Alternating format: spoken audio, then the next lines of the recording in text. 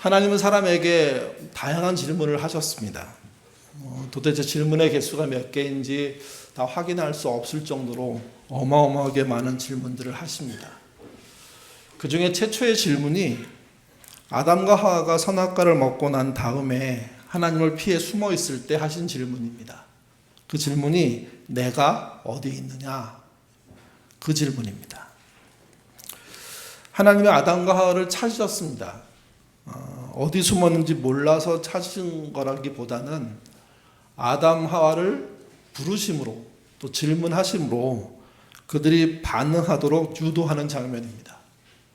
그러니까 굳이 하나님은 누가 어디 있는지 찾을 필요가 없는 분인데 그들을 불러내셨고 그들에게 있는 이야기를 굳이 또 들으십니다.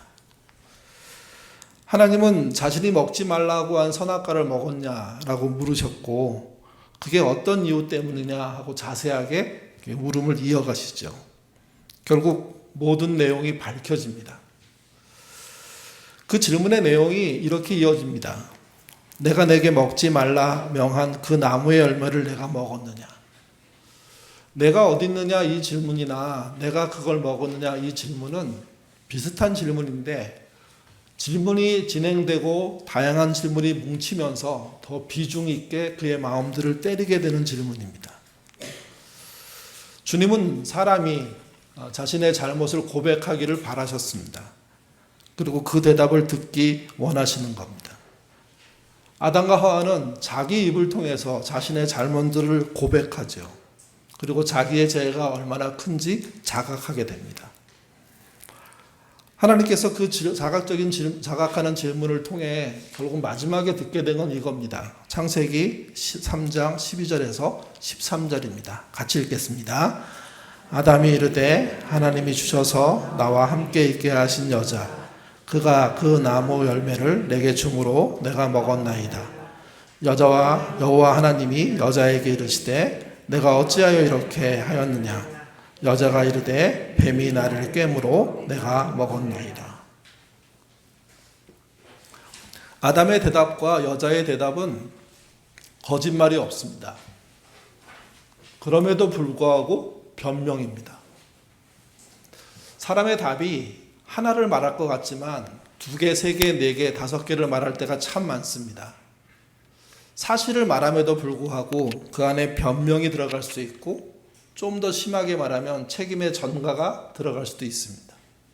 사람은 그런 식으로 대답합니다. 하나님은 이 대답을 인정해 주셨습니다. 그럴 수 있다고. 사실을 말하고 자기 입장을 말하고 그래서 남의 입장이 곤란해지는 이 상황의 답, 그게 우리가 할 수 있는 답입니다. 우리가 누군가의 질문을 받고 완벽한 답을 할 수 있다고 착각하는데 대부분 이 정도에서 대답을 하게 돼 있습니다. 그럴 때 우리는 아담과 하와를 생각해서 우리도 그렇구나 하고 인정해야 됩니다. 왜 변명해? 이렇게 따지는 것은 기본적으로 아담과 하와를 용서하신 하나님의 태도는 아니라는 겁니다. 하나님보다 더 지독해지는 거죠. 그 지독함을 발휘하는 게 우리의 모습이고 우리의 현실입니다. 하나님의 질문에 답하기까지 시간이 저는 걸렸을 거라고 생각합니다. 즉각 아무렇게나 대답하지 못하고 자기 마음에 처음 찾아온 심각한 상태를 해석하고 정리하는 데 나름의 시간이 필요하지 않았겠습니까? 아담과 하와가 저지른 일은 그저 잠깐의 실수가 아닙니다. 인류를 돌이킬 수 없는 길로 집어넣은 겁니다.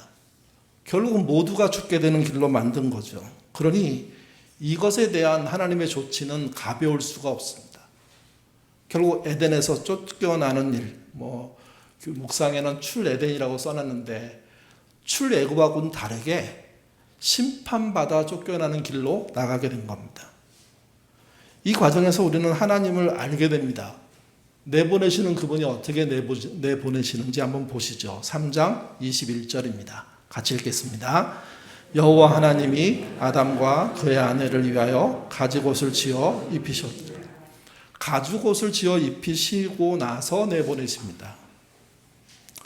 자기 입장을 진실되게 말하는 것 같지만 변명하고 책임을 전가하는 것을 남녀가 모두 똑같이 하고 있는데 그렇게 해서 벌받아 쫓겨나가는데 하나님은 당신의 또 다른 조치를 얹어서 보내시는 겁니다. 선악과를 먹은 아담과 하와는요, 성경의 표현에 의하면 눈이 밝아졌습니다. 그리고 자신이 벗은 줄을 알게 됐습니다. 벗은 것이 수치스러워서 무화과 나무 잎으로 치마를 만들어서 엮어 입었습니다. 그게 성경의 이야기입니다. 눈이 밝아졌다는 말은요, 아담과 하와가 범죄를 저지르고 난 다음에 자신들이 벌거벗었다는 것을 깨달았다는 뜻입니다. 근데 우리가 다 아는 것처럼 그들은 애당초 옷을 입고 있지 않았습니다. 그러면 무슨 말이 됩니까? 죄를 기준으로 해서 죄를 짓지 않았을 때는 옷을 벗지 않은 그 상태가 수치스럽지 않은 상태였다는 것이고, 그러면 거기에는 뭔가 있는 거고, 반대로 죄를 짓고 난 다음에 그들이 벌거벗은 걸 깨닫고 수치스러움을 느꼈다는 것은 무언가 사라진 것을 말합니다. 그러니까 있는 것과 없는 것이 존재하기 때문에 그의 눈이 반응하고 그의 정신이 반응하는 겁니다. 그런데 주님은 그런 자들이 스스로 무화과 나무 잎을 입고 수치를 가리겠다고 하는데 그게 얼마나 엉성한지 당신이 옷을 지어주신 거죠. 그게 가죽옷입니다. 어떤 가죽옷일까요? 구토네트라고 말하는 히브리어는 몸의 일부를 가리는 옷이 아닙니다. 그 무화과 나뭇잎으로 만든 치마 정도를 생각하니까 가죽옷도 치마라고 생각하는데, 여러분 그 주보 제일 앞에 보면 귀엽게 그림이 있죠. 무슨 옷을 입었습니까? 네, 원피스 같은 걸 입었습니다. 여기 말하는 구도네트는 원피스형의 옷입니다. 소매가 있을 수도 있고 없을 수도 있습니다. 민소매일 수도 있고요.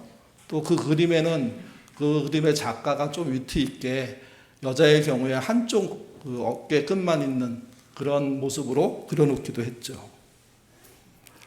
이 옷은 단순한 옷이 아니고 이후에 이스라엘의 모든 옷의 기준이 됩니다.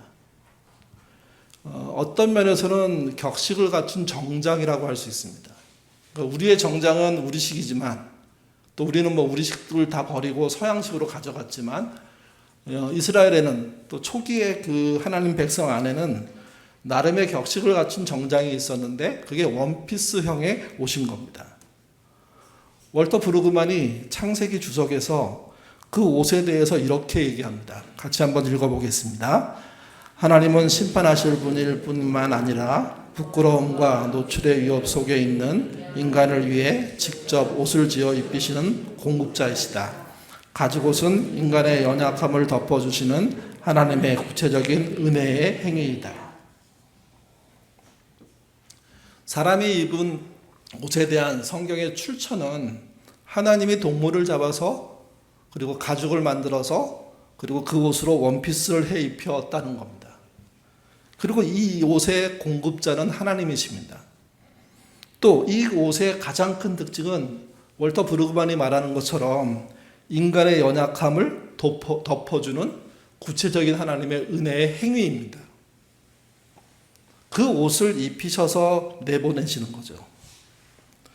성경은 하나님이 가죽옷을 지어 입혔다고 얘기할 때 꼭 부모가 집을 떠나 독립하는 또는 멀리 가는 자식을 위해서 옷을 지어 입는, 직접 만들어 입히는 그런 모습으로 설명을 합니다. 하나님은 말씀 한마디로 천지를 창조하시는 분이십니다. 그러니 옷이 생겨나라. 그 옷이 아담과 하와에게 맞아라. 그것이 그의 정장이 되라. 이렇게 선언하시면 모든 게 끝나는 이야기인데, 성경 속에서는 그것이 직접 하나님의 행동으로 이어졌다고 얘기하는 거죠. 그리고 그렇게 옷을 지어 입힌 것은 심판하시지만 그러나 다시 긍휼의 여김을 보여주시는 증거라고 얘기하고 있는 겁니다. 또 이 옷은 유대인의 전통에 따르면 아담이 입었던 옷이고요, 셋이 입었던 옷이고요, 노아가 그리고 아브라함이 이삭이 입었던 옷입니다.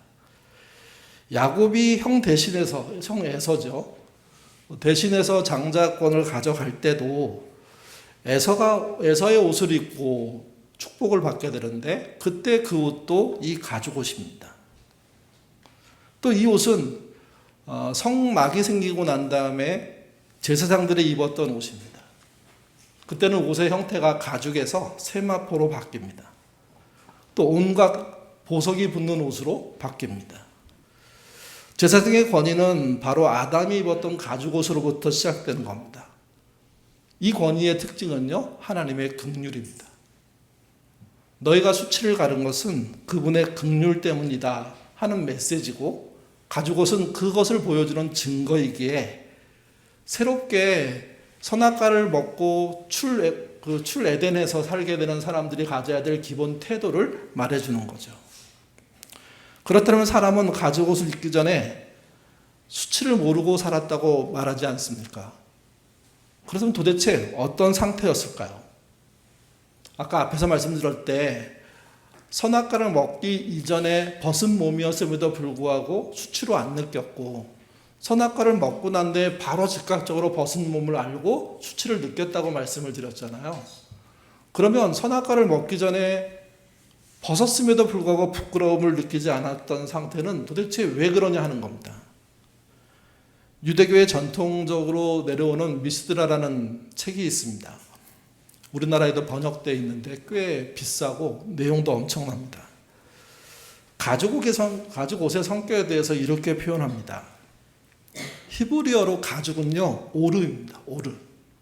근데 이 말에 동음이어라고 하죠. 같은 그 발음인데 뜻이 다른 이의어라고 하나요? 이의어. 네. 그게 있습니다. 그러니까 오르란 말이 가죽으로 쓰이는데 동시에 어떤 뜻도 있냐면 빛이라는 단어도 있는 겁니다.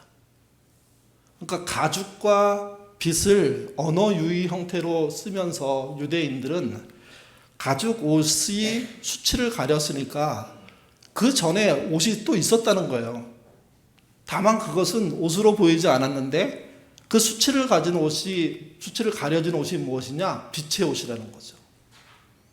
그들은 빛으로 된 옷을 입고 있었기 때문에 수치를 몰랐다는 겁니다. 근데 선악과를 먹고 나니까 그 빛이 사라져 버린 겁니다. 그리고 벌거벗은 것을 알게 된 겁니다. 하나님은 그것이 수치로 계속 이어지실까 봐 가죽옷을 지어서 에덴 바깥으로 내보내시는 일을 했다는 거죠. 그래서 이 빛의 옷을 대신하는 것이 가죽옷이고, 가죽옷은 하나님의 은혜의 선물이라는 겁니다. 하나님이 출 에덴을 시키는 이 모든 과정 속에서, 처벌하시는 모든 과정 속에서, 죽음으로 끝날 수밖에 없는 인생들을 내보내시는 과정 속에서 끝까지 자신의 사랑과 자신의 인내와 자신의 긍휼을 그대로 보여준 것이 가죽옷입니다. 보네포는 창조와 타락이란 책에서요, 가죽옷을 이렇게 말합니다. 같이 읽겠습니다. 하나님은 범죄한 인간을 에덴에서 내쫓으시면서 빈손으로 내보내지 않으시고 가죽옷을 지어 입히셨다. 이는 타락한 피조물에 대한 하나님의 긍휼이며 이 세상이 멸망하지 않도록 붙드시는 보존의 질서의 시작이다. 가죽은 이렇게 명백한 하나님의 긍휼로 설계되고 있는데, 받아들이는 쪽에서는, 사람들의 입장에서는 다양하게 받아들입니다. 두 가지 정도로 굵게 볼 수 있는데, 하나는 가죽옷을 십자가의 대속으로 보는 겁니다. 보통 보수적인 복음주의 교회들이 다 이런 식으로 믿죠. 그러니까 하나님이 지어 입히신 가죽옷, 그것이 예수 그리스도의 십자가 대속과 연관이 있다는 겁니다. 또는 미리 보여준다는 겁니다. 하나님의 가죽옷을 말씀하시는 그 가죽옷을 하나님이 가죽옷을 말씀 한마디로 창조하지 않고 직접 지으셨다고 하잖아요. 그게 역시 또한 다른 창조인 거죠. 그분은 말씀으로도 창조하시지만 없는 것을 지어 만들어내시는, 제작해내시는 분이시기도 하는데 그것이 가죽옷인 겁니다. 그리고 막판에는 구원받을 수 없는 자들의 구원의 이야기를 하는데 그게 십자가의 대속인 거죠. 그래서 가죽옷이 십자가의 대속을 보여주는 증거라는 겁니다. 그리고 이 일에는 반드시 동물의 희생이 따르게 되어 있습니다. 인간의 구원에도 예수 그리스도의 희생이 따르는 것처럼. 또 이때는 인간이 만든 무화과 나뭇잎이 소용이 없습니다. 다 임시방편이고 금세 사라지고 맙니다. 하나님의 가죽옷, 그분에 의해서 만들어진 십자가의 은혜 말고는 길이 없다는 거죠. 그래서 하나님의 그 십자가의 은혜와 가죽옷은 동일한 사건도 아니고 시점도 다르고 내용도 다르지만 맥락면에서는 일치한다는 겁니다.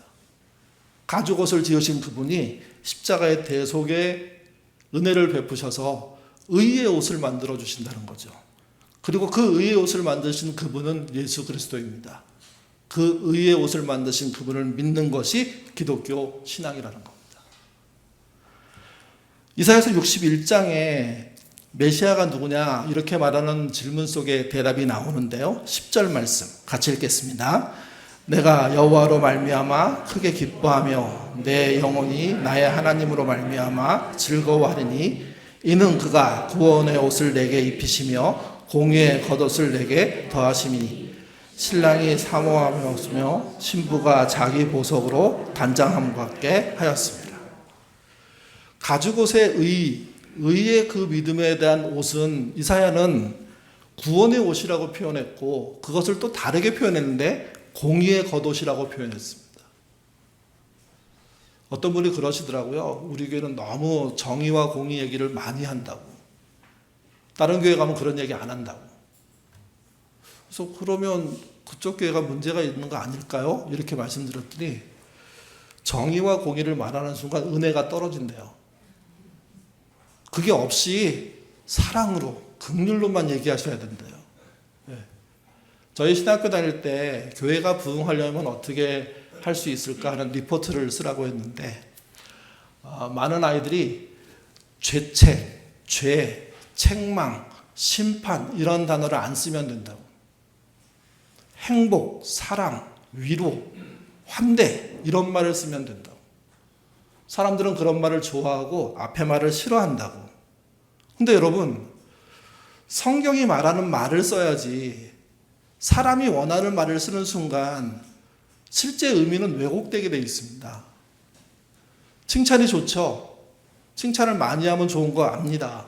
근데 여러분 구체적이지 않은 칭찬받을 이유가 없음에도 불구하고 받는 칭찬은 그 아이를 망가뜨립니다. 실제 칭찬이 뭔지 모르는 아이로 크는 거죠.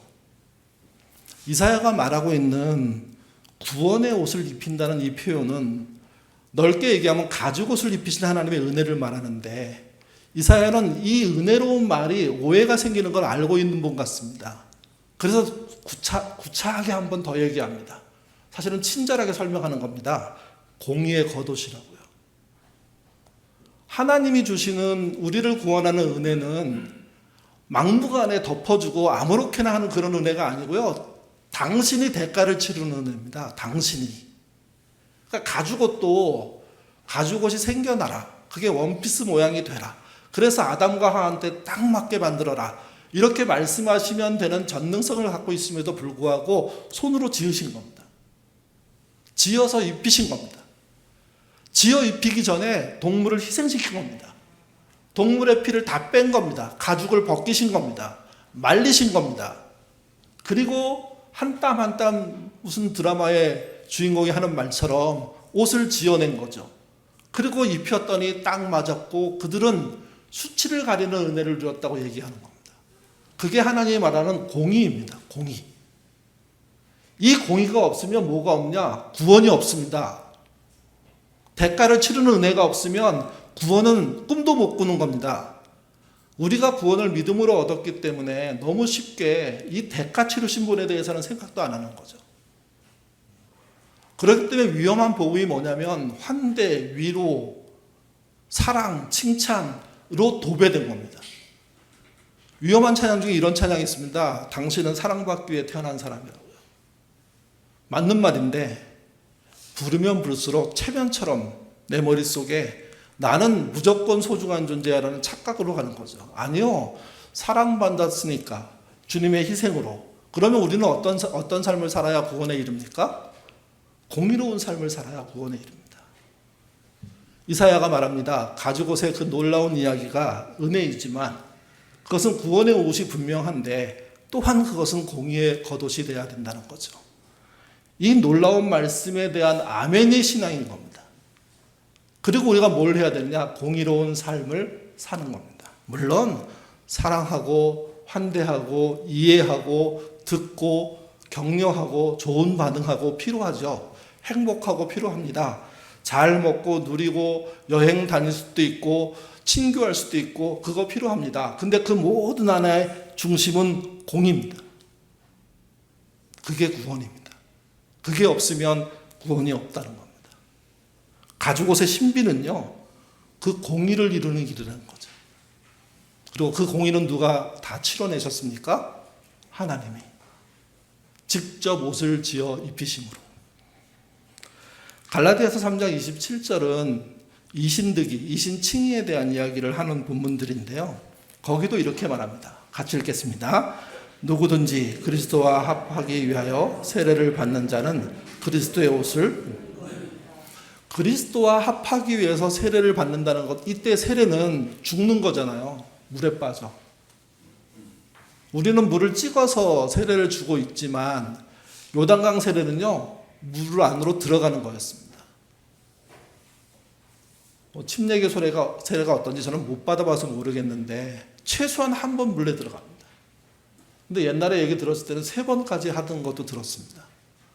그럼 물을 안 먹을 수가 없고, 물을 먹고 목사의 손에 의해서 다시 들려 올려진 그 사람의 느낌은, 아, 이거 상쾌한데 이게 아니에요. 뭐 퍽 치는 게 있어요. 이렇게 죽는데 건져내시는구나. 이 강렬함이 세례란 말로 표현되는 거예요. 세례를 받고 믿음이 표현된 그에게 뭐가 허락됩니까? 그리스도의 옷이 허락됩니다. 가죽옷에 실제 우리가 받을 수 있는 옷을 말하는 거죠. 그리스도의 옷. 노예에서 아들로 신분 변화가 일어나는 옷입니다. 모든 차별이 철폐되는 옷입니다. 인간의 행위가 아닌 그리스도의 의를 덧입고 인간이 그 그리스도를 쫓아가서 얻는 그 덧입은 은혜를 말하는 겁니다. 그래서 가죽옷의 이야기를 대속의 은으로 보는 거 그렇게 심각한 문제가 있는 얘기가 아니라 은혜스럽기도 하지만 그 내용으로 들어가면 덮어놓고 은혜가 아니라 공의를 이루는 은혜라는 겁니다. 두 번째는 의의 옷은요, 가죽옷도 말하는 거죠. 하나님과의 연대를 말합니다. 출 에덴에서 나가는데 이건 심판받는 거라고 말씀드렸습니다. 근데 그 삶이 에덴의 동쪽으로 간다고 성경은 표현하고 있고, 에덴의 동쪽은 에덴보다 훨씬 힘든 삶의 환경들이 기다리고 있는데 그게 엉겅퀴가 땅에서 난다는 표현에서 등장하죠. 그때 하나님이 어떻게 하시느냐? 너 한번 진땀 고생하고 자수성가해서 나름 단단하게 준비되면 나 불러. 내가 한번 찾아갈게. 그게 아니라 그와 함께 동행하신다는 겁니다. 그래서 가죽옷의 이 말씀은 십자가의 대속의 은혜로도 설명되지만 동시에 하나님의 동행, 연대, 연합으로도 설명이 됩니다. 하나님은 당신이 줄 수 있는 좋은 안전장치를 주신 겁니다. 사람은 그 안전장치에서 낯선 곳으로 들어갈 수 있게 된 겁니다. 그리고 그 들어간 옷 속에는 일종의 동행에 대한 약속이 들어있는 거죠. 사람은 나가서 노동으로 살 수밖에 없었습니다. 호의호식 할 수가 없었기 때문에, 땀 흘려야 했기 때문에. 그때 그 옷은 노동하기에 편리한 옷이었습니다. 노동을 감당할 수 있는, 거친 대지에 자기의 몸이 부딪혀도 보호할 수 있는. 결국 그 옷은 신발로 또 더 다양한 방식의 발전으로 자기의 옷을 가르는 방식으로 확대되는 겁니다. 이게 가죽옷입니다. 그래서 가죽옷은 십자가의 대속과 하나님의 동행, 함께하심, 연대를 말하는 겁니다. 베드로는 어저께 저희가 살펴봤지만 겟세마네 동산에서 참 인생을 살면서 가장 어려운 순간들을 겪었습니다. 이 현상을 이렇게 제가 설명드렸습니다. 현상적으로는 제자들이 예수님을 버리는 것이지만 구속사적인 면에서 또는 내면적인 면에서는 예수님이 제자들을 보호하기 위해서 내보내시는 거라고. 이 이중적인 느낌을 이해를 가지실 필요가 있고, 이대로 얘네들이 나를 따라오면 결국 예수님 십자가 옆에 12개의 십자가가 쓰는 것 말고는 길이 없어 보이는데, 그럼 이들이 할 역할은 끝나는 건데 주님은 끝나는 것을 원치 않으셨기 때문에 잘라냈다고 말씀을 드렸죠. 근데 그 이유가 문제입니다. 그렇게 잘려나감을 당한 베드로는요, 예수님의 재판 현장을 쫓아다닙니다. 그리고 그곳에서 계속 장시간 지켜보게 되죠. 근데 그곳에서 스스로 3번의 시험을 당합니다. 너도 같은 편 아니냐? 이 것에 대해서 그가 아니라고 얘기하다가 나중에 저주까지 했다고 성경은 표현하죠. 같이 보시죠. 마가복음 14장 71절에서 72절입니다. 읽겠습니다. 그러나 베드로가 저주하며 맹세하되 나는 너희가 말하는 이 사람을 알지 못하느니라 하니 닭이 곧 2번째 울더라. 이에 베드로가 예수께 하신 말을 곧 닭이 2번 울기 전에 내가 3번 나를 부인하리라 하심이 기억되어 결국 베드로는요, 주님을 배반하고 도망치는 모습이 된 겁니다. 이 사건은 하나님의 아들이신 예수님을 배반했던 점에서 아담의 범죄만큼이나 심각합니다. 특히 큰 소리 쳤던 베드로의 입장에서 수치심은 어마어마했을 겁니다. 설교를 하다가 인용이 좀 잘못되거나 또는 완전히 틀린 말을 할 때가 있거든요. 또는 지난 주일처럼 말을 너무 버벅거려가지고 설교를 한 건지 내가 헤매다 내려온 건지 마음속에 되게 부담이 생길 때 있는데, 그러면 보통 1주일, 2주일 갑니다. 다음 주일 설교할 때요, 마치 처음 설교하는 것 같은 긴장이 다시 옵니다. 제가 나이가 60이 넘었는데 설교를 몇 번 했겠습니까? 설교를 한 번 죽쓰거나 한 번 꼬이거나 또는 전할 메시지를 좀 잘못 전하거나 또 눈이 안 좋아가지고 원고가 안 보여가지고 기억나는 대로 얘기하는 때가 가끔 생기는데, 그러고 나면 미칠 것 같은 상태가 돼버리는 겁니다. 근데 여러분, 주님을 배반했다고 한번 생각해 보십시오. 그거 마음에 한번 기도하고 털어버리고 다시 시작해야지 가능할까요? 더군다나 주님이 경고하고 네가 닭 소리 3번 미리 다 머릿속에 쟁쟁한데 그 일이 그대로 이루어지는 현장을 자기가 말하면서 느끼고 있는 겁니다. 알고 확인하는 겁니다. 미칠 것 같지 않을까요? 베드로가 예수님이 부활하신 거 보고요, 즉각 예수님께 돌아오지 않았습니다. 부활하신 거 알고도요, 고기 잡으러 갔습니다. 왜 그랬을까요? 수치심이 너무너무 컸기 때문입니다. 자존심이 완전히 망가진 겁니다. 아무리 허당 같고 슬렁슬렁 하는 것 같고 아무렇게나 말하는 것 같은 사람인데도 불구하고 그는 열심히 있고 최선을 다하고 앞장섰던 사람이었습니다. 근데 그가 주님의 말씀 그대로 주님을 배반하는 존재로 남아버린 겁니다. 주님은 그를 찾아가십니다. 언제 찾아가시냐면 고기 잡으러 갔을 때. 그리고 밤새도록 허탕친 그에게 오른쪽에 그물 한번 던지라고 말씀합니다. 그때까지 베드로는 그 말한 사람이 주님인지 몰랐습니다. 고기가 어마어마하게 잡혔습니다. 근데 주님은 잠깐 사라지더니 배 내리는 장소에 불을 피워놓고 고기를 굽고 떡을 구워서 베드로가 먹을 수 있도록 준비하시는 거죠. 같이 보겠습니다. 요한복음 21장 15절입니다. 읽겠습니다. 그들이 조반을 먹은 후에 예수께서 시몬 베드로에게 이르시되 요한의 아들 시몬아, 내가 이 사람보다 나를 더 사랑하느냐 하시니. 이 질문은 마치 아담에게 하와에게 선악과 먹은 그들이 숨어 있는데 내가 어디 있냐, 이런 질문 같습니다. 질문의 궤가 같습니다. 베드로의 심정이 느껴지지 않으십니까? 아담의 심정은 어땠을까요? 하와의 심정은 어땠을까요? 베드로가 대답합니다. 주님, 그러하나이다. 내가 주님을 사랑하는 줄 주께서 아시나이다. 그러자 주님이 말씀하십니다. 내 어린 양을 먹이라. 이 질문과 대답은 한 번이 아니라 3번 반복됩니다.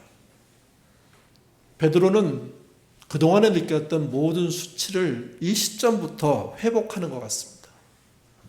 한 번에 회복된 게 아니라 회복되기 시작하고 언제 가서 회복이 되냐면 오순절 성령 강림 이후에 회복이 됩니다. 물론 그게 회복됐다고 해서 평생 기억도 안 나고 기억을 완전히 지우고 그때의 수치심이 전부 없어진 상태라는 뜻이 아닙니다. 그가 인생을 살면서 어려울 때, 또 말에 실수를 했을 때, 또 배반했을 때 왜 없겠습니까? 그때마다 그때의 사건들은 다시 일어났겠죠. 그리고 그 괴로움으로 시간들을 보냈겠죠. 주님께서 이런 자들에게 입히신 옷이 뭐냐? 성경이 말하는 것이 가죽옷이라는 겁니다. 내버려 두지 않으시고 그와 동행하겠다는 표시로 그의 옷들을 만들어 입혀주는 거죠. 주님 앞에 용서받지 못할 죄는 없습니다. 근데 여러분, 용서받지 못할 죄가 없다고 하더라도 내가 저지른 죄 때문에 누군가 피해를 입었다면 그 피해자는 앞에서는 영원히 우리가 죄인 아닙니까? 그 죄인 의식이 없이 뻔뻔하게 사니까 교회가 이 모양이 된 겁니다. 은혜로 그분이 용서하셔서 용서해 주신 그분께 감사하지만 나로 인해서 피해를 입은 사람에게는 끝까지 죄인으로 사는 것이 공의를 이루는 겁니다. 그 공의를 이루는 삶이 없이 공의는 빼버리고 나만 용서받았다는 가죽옷은요, 그래서 없는 옷이 되는 겁니다.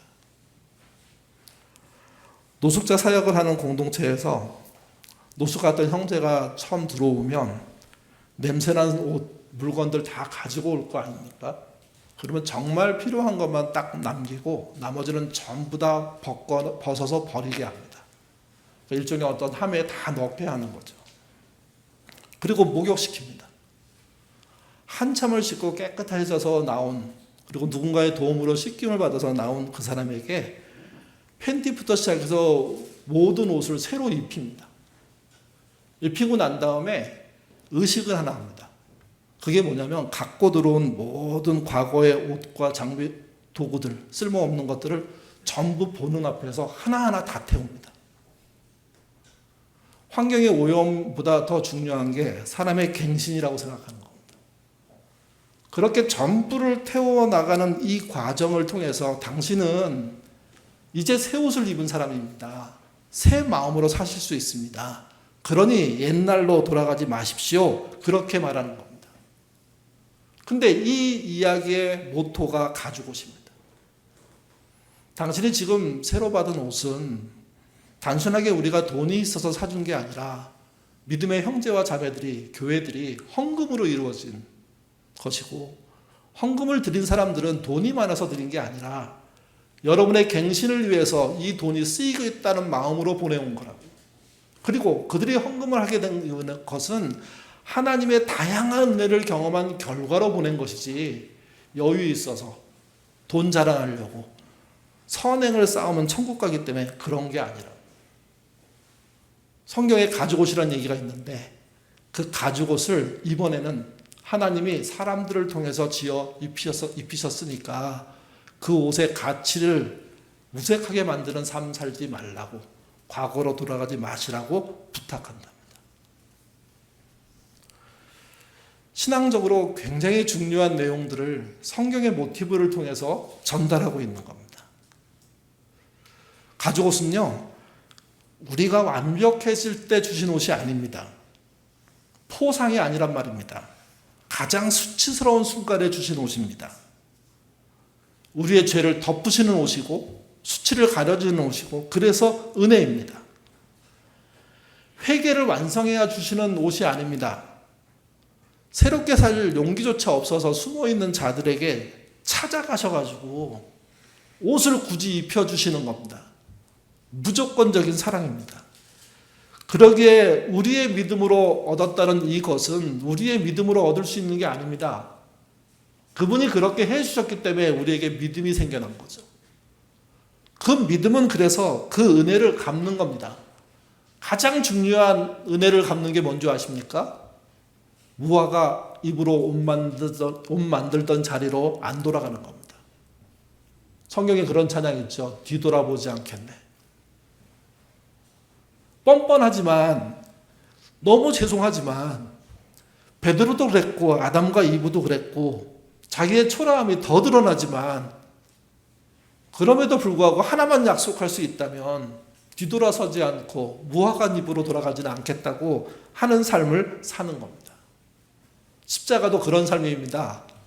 공짜로 은혜로 주어졌으니 이제 믿음이 생겼으니 우리가 뒤를 돌아보고 과거로 돌아가지 않겠다고 사는 삶을 살 때 그분이 고난당한 현장의 발걸음 한 걸음을 동행하는 우리가 되는 거죠. 베드로는 아마도 그런 마음으로 다시 시작했을 겁니다. 상처가 없고 수치심이 없는 게 아니라 가진 상태로 견뎌내며 그 길을 갔을 겁니다. 그리고 가지고 온 옷의 그 은혜가 십자가의 보혈과 이어지는 놀라운 현장들을 보면서 새로운 사람으로 거듭나게 됐을 겁니다. 신자는요, 믿었을 때 거듭나지만 이렇게 깨달았을 때 거듭나는 사람들입니다. 가죽 옷의 은혜, 십자가에 대해서 잊지 마십시오. 하나님이 동행하고자 주신 그 은혜를 여러분이 갖고 사는 것은 은혜입니다. 그러나 특권으로 여기지 마시고 다른 사람에게 나눠주시는 삶 살 때 잘했다고 칭찬받는 주의 백성이 되실 겁니다. 주님과 견고한 연대를 만드십시오. 아둘람에서도 그렇고 가정에서도 그렇고 주님과 동행하는 모습이 본질입니다. 그 동행의 가장 중요한 핵심은 공의를 이루는 삶입니다. 여러분이 사는 그 동네, 마을, 나라가 공의로운 사회가 되도록 애쓰시면 정말 잘했다는 칭찬을 받으실 겁니다. 마지막으로 기도합니다. 우리 어떤 일이 있어도 뒤돌아서지 않고 무화과 나뭇잎 옷으로 돌아가지 않는 그런 신자 되겠다는 다짐을 하시기를 바랍니다.